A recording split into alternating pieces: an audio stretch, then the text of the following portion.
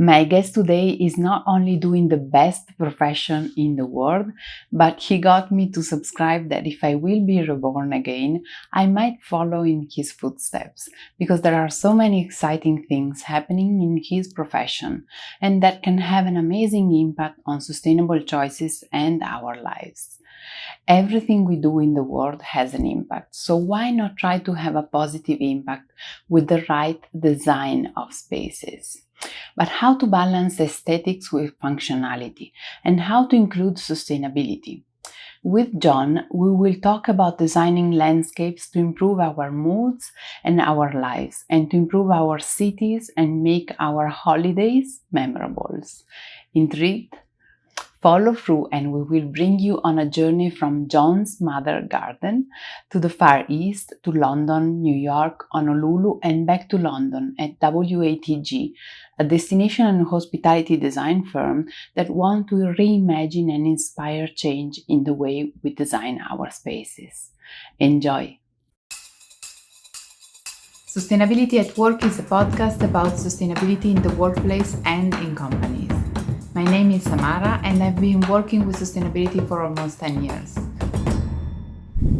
Welcome everybody to Sustainability at Work. Welcome John, thank you for being here. Thank you, I'm delighted to be here. Thank you very much. Thank you. So John, you are the Senior Vice President and Director of Planning and Landscape for WATG. Can you tell us a little bit about your firm and what you do? Sure. Our firm, WATG, is a global destination design firm. And we started off in Hawaii in the years shortly after the Second World War. And our focus really started off as being hotels, and obviously a lot of work in Hawaii as travel was opening up over the Pacific and people were starting to develop this wanderlust for foreign destinations. But over the last 70 and beyond years, we've really started to look at destinations themselves. And so a hotel is one of many destinations. And my role as a director of planning and landscape is really to look at large and complex projects and understand often there's still a hotel in the mix, but often there isn't. And really what makes a destination and what makes people want to visit somewhere, not just once, but go back again and again. And just a tiny bit about the firm, we have offices in North America and in Asia, and obviously in London where I'm sitting now. And we're probably 450 people at the moment, architects, landscape architects, interior designers, and strategists. So who are your customers mainly? Hotel chains, I guess, but then... Well, often hotel chains are sat around the table with us, but they're often not our clients. They are generally advisors that are also involved, and obviously they have a business relationship with many of our clients. But particularly from my side, because I'm involved at projects often from when there's nothing there or there's just an old brownfield site or something like that, we tend to work with the developers themselves who also engage hotel operators. So some of our clients are very high net worth individuals who have a passion to create a fabulous destination. Sometimes we work with sovereign wealth funds. Often there's a sort of strategic angle. We've done a lot of work in geographies like Morocco as part of their understanding of what they need to do as a geography, as a destination to actually give their economy the lift that it needs. Similarly, large strategic projects in the Seychelles or Mauritius. And so there's, as I said, it's either sovereign wealth funds and large state entities or private individuals, or sometimes the big investment funds from the East Coast of America or European funds. So a lot of different people, and a lot of different people are interested in different phases of the project. Often our projects are 20-year visions, so they go through different phases, and sometimes they get sold from one fund to another, or a co-investment partner is brought in. It's all quite a complex ecosystem of money flowing through the projects. This is fascinating. And how much is sustainability important for these people? I mean, you have different target audience, so it is different for sure. But how are they approaching, and how is that changing maybe? It's such an interesting question. I mean, my background is I'm actually a landscape architect by training, and my team of master planning encompasses architects, urban designers and landscape architects. So my passion is the landscape. So for me, sustainability is why I studied what I studied back in the 90s, when dinosaurs walked the earth and things were a little bit different. But our clients often say they're interested in sustainability, but it's really scratching the surface and digging down and understanding what's really motivating them. I mean, again, there's environmental sustainability, but there also has to be economic sustainability. And without that, their projects aren't ever going to happen. So what I think we're really good at is synthesizing the successful economics with a successful environmental outcome, even to the point where we're starting to talk about regenerative strategies now with our clients, which is, it's a whole different world to the one I joined. I've been with WATG for approaching 20 years. I think this is my 18th year now.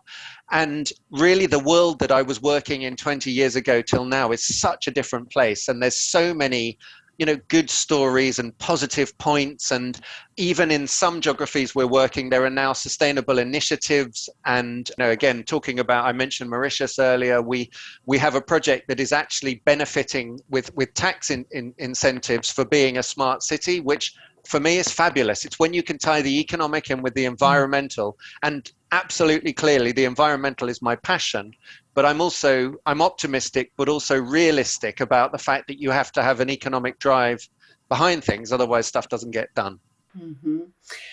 So maybe it's worth asking what is sustainability for them and what it is for you, because sustainability is a lot of things for different people. That's absolutely right. And obviously the backstop is government policy. So when you have a country that has fabulous environmental perspective, you look at some of the Northern European examples, and there are some great examples out there.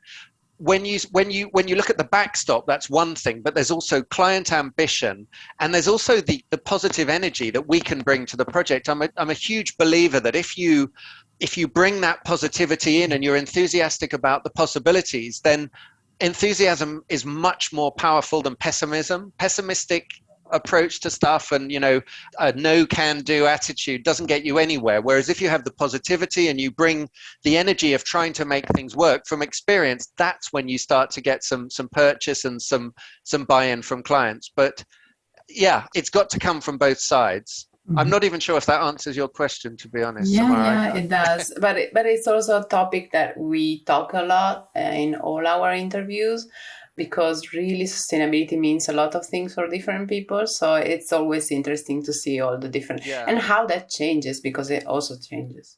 Again, in my world, in my sphere, LEED accreditation, the American system, is so often held up as being the project is sustainable because we followed this. Mm-hmm. It's great when projects decide to go for a LEED Platinum or a LEED Gold, but it's really only one arrow in the quiver that you need to fire at the target, and it makes huge steps towards doing the right thing. But anyone who's worked on the process understands that it's a flawed process, but it's an important part of the story. And so again, at least now these days, so many of our clients are pursuing this, which is fantastic. So there's a rising awareness, but I think there's so much more that can be done from the consultant side if we educate ourselves and we create possibilities for our clients so that they want to sign up for them. I think that so many times, if you can create an environmental USP, you're giving your clients something to then get excited about and see how they're going to differentiate from their competition. Mm-hmm. Because sustainability is still a differentiator if it's done right, and it's still exciting and interesting to people, which I'm very happy about. And I think you put a lot of this into one of the latest projects, I don't mean project, but at least what I saw and why I discovered you online, which is the Green Block campaign that you did, which is a series of animated GIF where you see iconic places in some cities. I think it's Honolulu, London, and New York. And you see these areas greening up and changing under your eyes. So can you tell us a little bit about that and what is behind, especially? Yeah, it's a fascinating story. I think it was probably 2016. We had an internal innovation competition, which I was on the judging panel for. We like to encourage people to think broadly within the projects, but sometimes it's nice to give them a chance to think absolutely outside of the box in a, in a safe space. And so we ran an innovation competition, and one of the people on my team came up with a fabulous idea about a modular sort of greening product, if you like, the product itself, of actually how to create a system whereby you could green a city or green a place or green anything. And Demet, she's called, the girl on my team, what she came up with was essentially the system, the product. And what I did was take that and thought, how actually is that applicable to society? So what I did was work with her and with others to actually push the agenda up. And we started talking to Dan Raven Ellison about the fact that London was becoming the first national park city. Very, very timely. So we collaborated and discussed with him. We also found fabricators. We're designers. We're not product designers. So we don't have a very long history of prototyping, and something like this needs to be prototyped. So we did research in the marketplace, and we found all the components to deliver the vision that's shown in the animations you're talking about, if you like, using off the peg pieces. And that was incredibly exciting. So we've collaborated with a number of fabricators and product designers that have created all of these pieces. And as I said, these things are commercially available. There's no step to make. And then at the same time, I started thinking, with the future of cities with autonomous cars and more kind of ride sharing, then there's going to be an enormous amount of space left in cities where the cars used to be. Now, I'm not saying a future without cars. I'm saying an evolved future. So more parking spaces becoming parklets. Maybe some of the lanes can be closed to traffic and replaced with green space. So all of this kind of ethos started kind of mixing around in the cauldron of my head. And we came out with these animations as a way of saying, look, this is what we think our cities could and should look like in the future. Also in the back of my mind was the fact that in London, every year we have this huge flower show at Chelsea where, which is kind of, people can't say that you can't transform a place quickly and temporarily. So the idea being that the idea of the flower show ethos could come into our cities, but we don't leave it there just for a couple of weeks. We can leave it there forever. And so, I didn't want to get tied down in the problems of highways and transport and planning permissions. This idea that these temporary landscapes where people can actually move out into the space can be something that can be generated very quickly. They can pop up almost overnight, and they can stay for as long as we want them to stay for. So that's the sort of the journey that we've been on with this. And it's been so many people joining along the way. We've interfaced with mental health experts now. We work closely with a mental health expert now as part of the team, because she's really helped us latch onto the fact that this kind of environment is also positive for, has benefits, proven benefits from neuroscience. So we start to take this beyond just making the streets look nicer and more ecological to better places to live, happier places to live. And obviously post-pandemic, I could talk for another hour just about the way that social distancing, I don't believe in plastic screens and bubbles and spheres to separate us. We crave this connection with nature, this biophilic connection. So how can we all be out in the streets safely and enjoying the spaces? So I guess that's the potted history.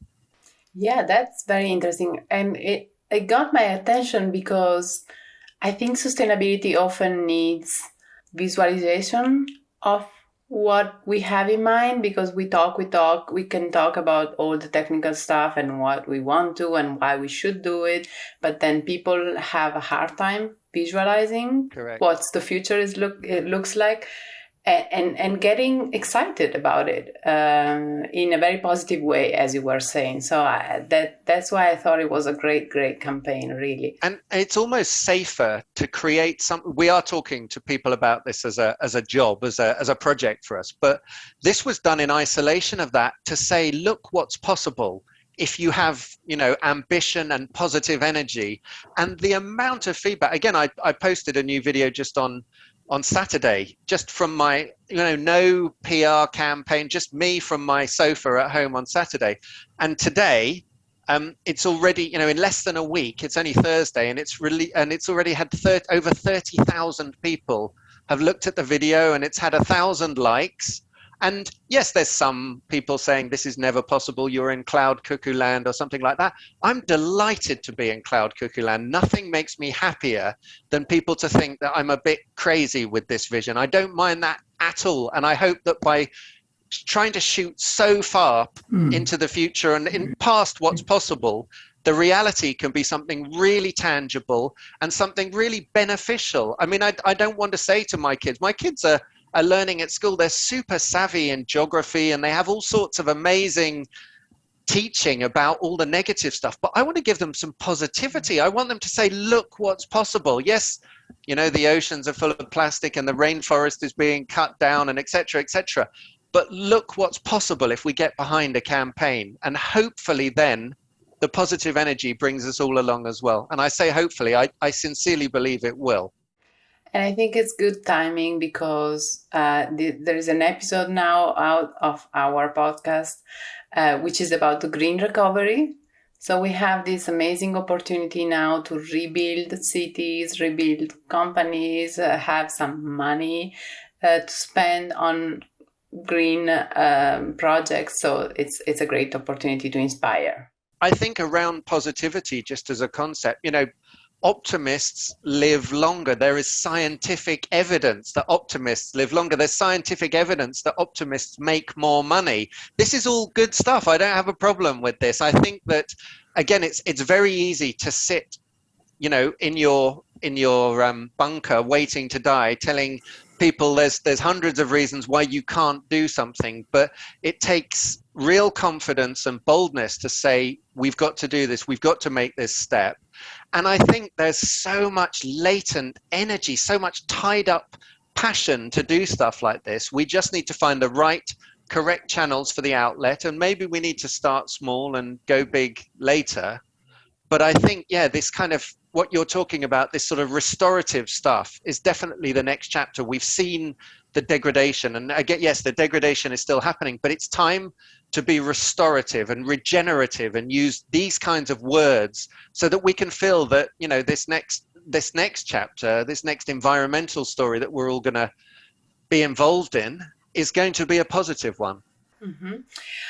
So now I'm going to ask you a thing which is going to sound funny.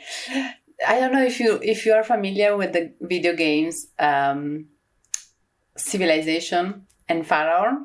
Yeah. So there are these video games where you can build cities and build and make civilization. So I was always playing on these, and I was always investing so much money in the landscaping. Yeah. And then the population was rebelling against me because I was putting all the money on the landscape and making it beautiful, and not on people. So I just wanted to ask you, what is the balance between functionality and beauty when you build a landscape or a space? It's such a great question. And I think that's something I only had the confidence to actually answer fairly recently, because it's such a, you know, it's such a good question as a landscape architect. Well, of course he loves the landscape, you know, he's just doing what he loves. But that's not good enough as an answer. And I guess I would take you back to when I first graduated in the 90s. I moved. There was a bit of an economic downturn in the UK. Things were a bit depressing. So I jumped on a plane and I went to work in Singapore. Well, first in Thailand and then in Singapore. And I learned so much about how the public green space in a city can drive a mindset and a positivity. And you look at other Southeast Asian cities and you look at the way that Singapore really is leading the way in terms of its cafe society. It's, you know, you have huge rain trees growing in the streets, rainforest trees growing in the street. And this benefits the retail adjacent to it. It provides natural cooling and shade for the streets. So there's a very, very tangible benefit to doing this in an urban context. Secondly, civic pride and people feeling passionate to live in the city they live in. Well, I lived in Singapore just for 2 short years, but the passion that I developed for the place and the fact that I saw it through the eyes of of understanding first the public space and second the building. So you have to think about the fact that you're raising your value of your adjacent development. Again, going back to my economic sustainability point that I was talking about, you have to raise, you have to see the fact that it raises the value, the financial value of adjacent development. A few years ago, the Royal Institute for Chartered Surveyors in the UK brought out a survey to actually show the value that street trees give to the adjacent buildings. And, in central London, each tree contributes more than £1 million of value to the adjacent buildings, which is astonishing. So you start to see the fact that, if good development fronts onto good public open space, we all benefit from that, even landlords and, the people at the top of the financial tree, the developers. Again, in so many hotel projects that I've worked on in the past, the open space, the views, the fresh air, the smell of jasmine in the evening are what are giving people the value. That's why you go and stay in that hotel. You don't go there to be, troubled by this sort of 10-mile-an-hour life. When I walk to work in the morning, I'm running along super fast, not concentrate. When you go on holiday, everything slows down. You're at 2 miles an hour. Suddenly you're smelling that jasmine I mentioned. You're seeing the grass gently undulating in the breeze. It's very sensual. It's very sensory. And this is important, I think, in cities as it is in hotels and in resorts and in private gardens and things like that. So I think there's going to be a green economic social revolution around this. I think we need this in our cities. And if you like, the excuse is the pandemic, because suddenly now, restaurants need to be serving people outside. We need to be, as I said, distancing in a safe and sociable, biophilic way. So I think these spaces now have to pay their way economically. And I think we have finally the impetus and the energy to do these things. But it's a brilliant question that you ask. And as I said, it's taken me a while to figure it all out. Mm-hmm. So my next question was exactly about COVID. How has that changed our mindset, and what do you see in the long term that is going to change for us? Again, I mean, it's very difficult to say something that hasn't already been said about COVID, because we've all been bombarded with it daily from the news and every media outlet possible. But I think what it means to me, and I think what it means in the context of the work that I've been sharing recently, is that there's this reliance on the local. There's a lot of work around the 15-minute city and how that relates to the local, your local environment. You don't need to get on a plane and fly to the Mediterranean from the UK to have a fabulous experience that I was talking about. This idea that you can leave your house, you can eat locally sourced produce, you can enhance through open space, nature. I live in central London. And I think that, again, for my kids, I think it's important that they have all of this stuff on their doorstep. And I think our sphere of influence has been pulled right down to the local through COVID. And I think that's something that we should celebrate and embrace. When all the supermarkets were going through problems at the beginning, with distribution and opening and social distancing, my first impulse was, well, I'm just going to go to my corner shop. I should have been doing that anyway. Why should we be supporting, multinationals when everything we need is just the end of our street? I have a butcher, a baker, and a candlestick maker down at the end of my street, and that's what I use now. That's changed forever, and that's a positive change from COVID. And as I said, it's with the ideas of eating, and if we green our streets, we can talk about urban agriculture and beehives and all of these things that start to influence our very, very local environment. So for me, maybe possibly not the most original answer for you, but that's something that I'm living, and I can see that changing, in front of my eyes. Mm-hmm.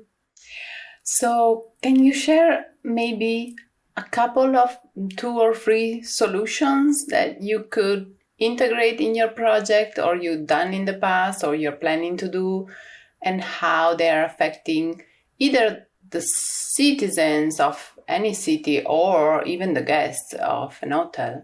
Yeah, I mean, something I feel very passionate about I'll talk about the hotel first, is this notion of the edible resort. I think that, when you go and stay somewhere, the provenance of everything is important. It's important that the people who are working there are local and, engaged with the place. I don't believe in resorts with barbed wire fences around them to keep the poor people outside. And I think that it's the people, but also things like plants. And, there's nothing more fabulous than having fresh juice from oranges that are picked right in front of you. Those lemons or mandarins have come from the tree in front of you, and those same trees provide this really heady, beautiful scent when they're in flower.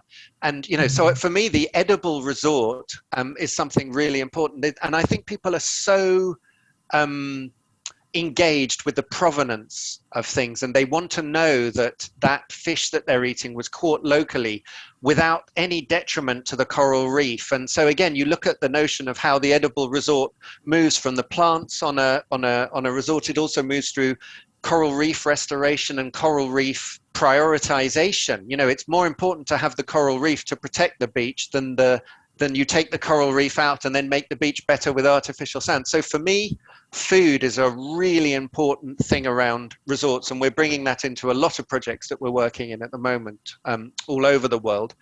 And the other thing, I'm absolutely obsessed with wild swimming at the moment.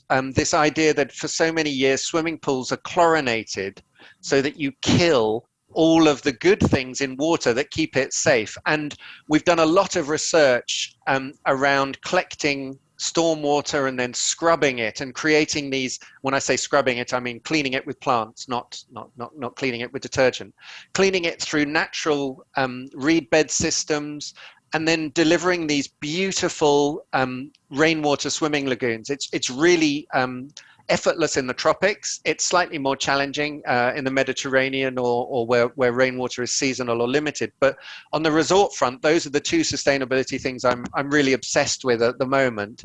And in cities, it really is about what I was talking about earlier. It's about urban ecology, urban greening, urban food. I feel like we just need more we need to give more habitats for pollinators and birds and even, small mammals. And I think that many of these sort of urban greening, green block visualizations that we've made recently really speak to that.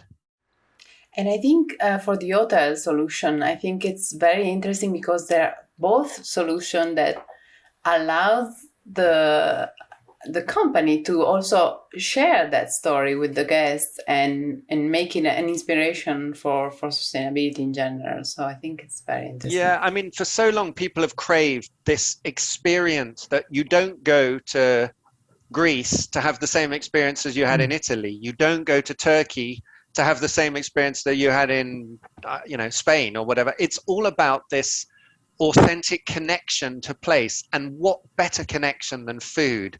There's always, whenever London's great for food, but mainly because we're international. We don't have a heritage of food. I grew up eating, boiled cabbage and things like that. But in so many places that we work, you have this fabulous connection to food. You think about Italy, the regional differences in food, or Spain, the regional differences in food. And I think that the product, the hotel product, really can speak to that with what you're serving people. I believe that you can project your passion for having a guest on a property through the food and this whole kind of provenance thing, and people really respond well to that. Mm-hmm. So maybe I have one more question about your career and how you became specialized on landscape, and how it came from the dinosaurs. I mean, when it was not common to be focused on sustainability and landscape. Yeah, my mother was a passionate gardener, and she instilled into me this love of gardening and flowers and plants and fruit and all of that kind of stuff. And we also used to walk a lot. We were, National Trust members, and we used to take walks in the hills and all the beautiful national parks as well around the United Kingdom. And I suppose those two things tied together, a love of being outside and plants with this cultural interest about what landscape is. Landscape is so much more than gardens. It's the man's influence on the land over many millennia. And I guess this kind of crystallized in my brain. I initially thought about being a building architect, and I even applied for university courses, but I just didn't feel the same passion that I do for the landscape. I think the landscape, it's so positive. It's such an incredibly positive thing. It has, uh, again, as I said, the fabulous thing about engaging with Audrey Tang, who's our specialist mental health consultant on the team, is that she's opened my eyes to how much, what the neuroscience is behind why this makes us feel so good. And I think all those years ago, somehow in my dinosaur brain, I sort of grasped that and I tacked onto it. It's so many projects that I've been able to add a positive element to. It's really, really positive. And sometimes it's something like an area has a problem with flash flooding or drainage or something that can be really dangerous, and there could be loss of life. And if you move towards something like water management rather than just getting an engineer to put in some storm drains, suddenly you can create these fabulous landscapes and you can create this fabulous amenity, and you can make a regional problem go away at the same time. And I think, again, being a landscape architect, which by the way, is the best profession on planet Earth, I'm very happy that I decided to do it.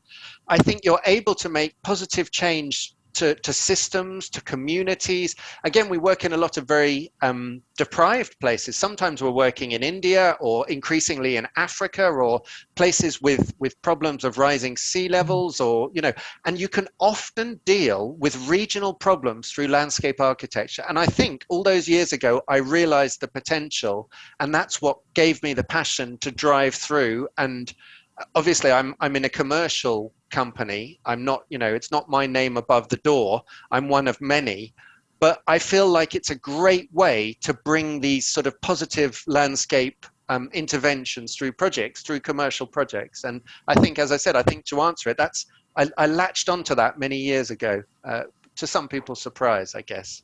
Yeah, but I think it's one of the best profession, but it's also one of the most needed because of many things happening, because of George Monbiot, feral, rewilding, the regeneration of the landscape, and then whatever we touch, we are changing it. So we better maybe changing it for good. Yes. So well, yeah, you look at all of these things. I love the concept of rewilding, but I read a really interesting article, and Ray Mears was talking about rewilding our cities, and I love that, this notion that it doesn't have to be pure rewilding in rural context. If we can rewild our cities and maybe rewild ourselves as well, I think it really starts to speak to what's important and what's needed, as you say, and making this positive intervention in people's lives. With my job, it's relatively easy to do that. That's why people are coming to me, and that's an absolute joy. Mm-hmm. It would be far more difficult if I was doing another job and then trying to convince people that they needed to hire a landscape architect. So the door's already open by the time I'm working with people. And luckily, there are lots and lots of people, like-minded people, that want to make the positive change that you talk about. I love this conversation, and I don't want it to end it, but we have to end it. And maybe we will have a second episode, really. I'm pretty sure about that. So do you have 2 secret places in the world? I normally ask for 1 secret place in the world that restores you or re-energizes you. But for you, I want to know at least 2, because you have traveled all around the world, and that this is your bread. So. Okay. I normally, I'd only give you 1. So, well, the first one is a surprise. I mean, with my job over the last few years, I've seen a lot of places. I've been to a lot of places. I've had the pleasure to visit so many different environments. But there's 2 places. One of them is my garden at home. I have created I live in South London. I have a small little piece of perfection, which is my sanctuary. I take my shoes and socks off and sit on a comfy chair and, nestle my feet in the grass. I have my own green wall at home, which is beautiful, which attracts all sorts of fabulous butterflies. And, my garden is my sanctuary. But the second one for me is open water. I love nothing more than swimming in cold, clean water, whether it be the sea in the Canary Islands or in Mauritius, or even in the UK. I've been lucky enough to swim 10 kilometers down the River Dart a few times. So those are my two places. One of them is generic and abstract, and the first one is really specific, and it's my own little sanctuary. I think we should add a picture of your garden, if you allow that. Yeah, I've got on my LinkedIn, there's a little movie of me making my green wall with my kids. So it's already there, but I can send you some other stuff as well. I'm actually doing some improvements at the moment, so it's going to look even better soon. Yeah, I want to see that. And then I think it's very interesting that you are talking about your garden, because in another episode we talk about sustainability that often has to start from your own backyards. So I think it's absolutely great that you started from your own garden. Thank you so much, John. This was really a pleasure talking with you.